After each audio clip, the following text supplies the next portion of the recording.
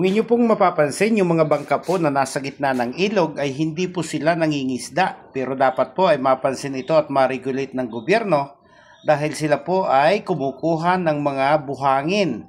So kung patuloy po nila itong gagawin, makakalkal ng makakalkal yung mga pundasyon po nung kanilang mga floodway na ikinabit o yung mga riprap po sa gilid ng ilog. At kung magtatagal at patuloy po nakakalkalin nila yung mga buhangin, ay posibleng pati po ang pundasyon ng tulay na aking kinatatayuan pagdating ng panahon ay makalkal ng husto, mga kabiyahero.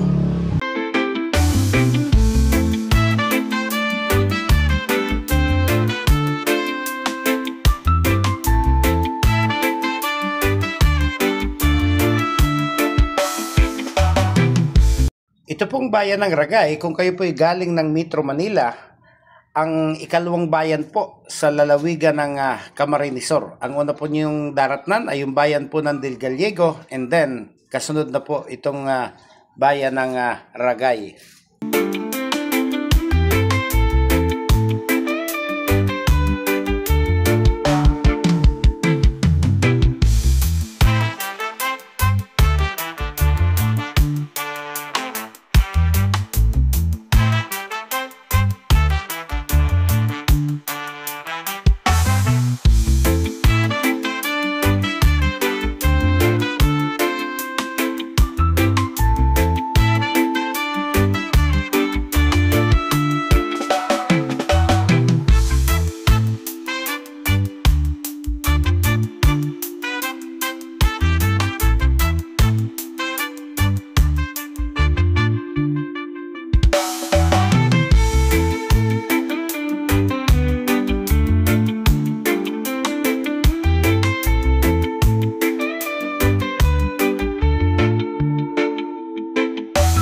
Kilometer 317, so ibig sabihin 317 kilometers pa po yung kinakailangan nating takbuhin para makabalik po tayo ng Metro Manila, mga kabiyahero.